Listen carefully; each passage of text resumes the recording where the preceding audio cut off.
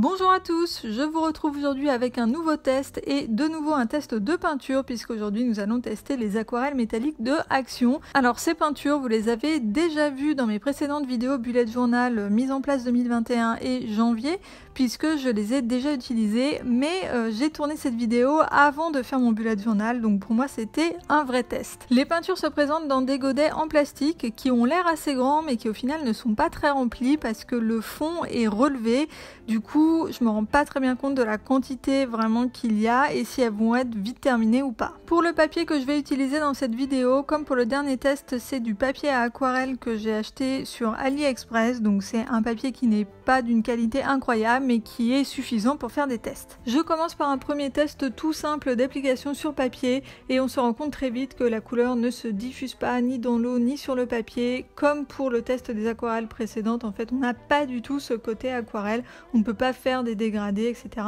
En fait, quand on rajoute de l'eau, ça ne fait que diluer le côté métallique et c'est tout. Par contre, la couleur concentrée, donc quand on la prélève avec peu d'eau, elle est super belle. C'est métallique, comme son nom l'indique, et c'est très brillant. C'est vraiment super joli, ça fait des super effets. Ensuite, j'essaye de faire un dégradé entre deux couleurs, mais comme je m'y attendais, ça ne fonctionne pas du tout. En fait, la deuxième couleur vient juste se superposer à la première, mais elles ne se fondent pas du tout ensemble. Ensuite, je teste le mélange de deux couleurs, donc ici j'ai pris le bleu et le vert et ça fonctionne bien, les couleurs se mélangent pour donner une nouvelle couleur qui reste très métallique.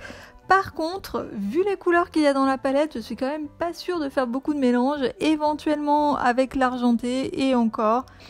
En plus, les couleurs pures sont très belles, donc voilà, pas besoin de les mélanger. Ensuite, j'ai voulu tester le mélange avec une peinture normale, donc j'ai repris la palette du test précédent, la palette d'aquarelle, et le mélange fonctionne très bien, les deux couleurs se mélangent pour en former une nouvelle. Par contre, on perd le côté métallisé, comme on peut s'y attendre, hein, puisqu'on la mélange avec une peinture qui n'est pas métallisée, mais du coup, ça n'a pas trop d'intérêt. Pour finir, j'ai réalisé un nuancier avec chacune des couleurs que je ne vous ai d'ailleurs pas détaillé. Donc il y a une couleur or, une argent, une verte assez claire, une bleue claire, une rose qui fait un peu rose gold et une violette. Et les couleurs sont trop belles, franchement j'adore, c'est trop joli. Il y a juste le violet qui est moins métallique, qui a un côté un petit peu moins brillant que les autres, mais la peinture en elle-même reste très jolie. Donc au final ces peintures ce ne sont pas du tout des aquarelles, hein, comme pour le test précédent malheureusement, sauf que là quand elles sèchent elles ne changent pas du tout de couleur, elles ont un aspect qui est très brillant, très métallisé, mais ça à condition qu'elles ne soient pas diluées, donc il faut que la couleur soit assez concentrée.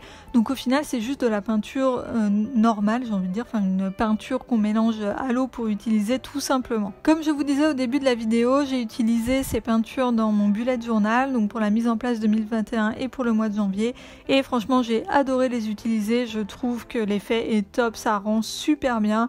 Donc cette palette, même si le test est à moitié concluant puisque ce ne sont pas des aquarelles comme ce qui est indiqué sur la palette, les peintures sont quand même super belles et c'est sûr que je vais les utiliser tout au long de l'année dans le bullet journal ou peut-être pour d'autres créations. Par contre, pour faire des grands aplats de couleurs, c'est vrai qu'on voit quand même pas mal les coups de pinceau. J'ai pas réussi à avoir un résultat vraiment homogène, même en passant une deuxième couche. Mais après, vu le prix du matériel chez Action, on peut pas non plus s'attendre à des résultats incroyables. Donc franchement, pour tout ce qui est petits détails, c'est top. Et après, pour les grands aplats de couleurs, il faut accepter qu'on ait voilà, des petits défauts par-ci par-là. Voilà, c'est tout pour ce test. J'espère que cette vidéo vous a plu. Si c'est le cas, n'oubliez pas de me laisser un petit pouce en l'air et n'hésitez pas également à aller faire un tour sur ma chaîne et à vous abonner si jamais les vidéos vous plaisent et que vous voulez voir les prochains tests de matériel de dessin de chez Action. Dites-moi aussi en commentaire si vous connaissez cette palette, si vous l'avez, si vous l'aimez bien et si vous l'utilisez. Et puis voilà, c'est tout pour moi pour aujourd'hui. Je vous dis à très vite dans une prochaine vidéo. Bye bye!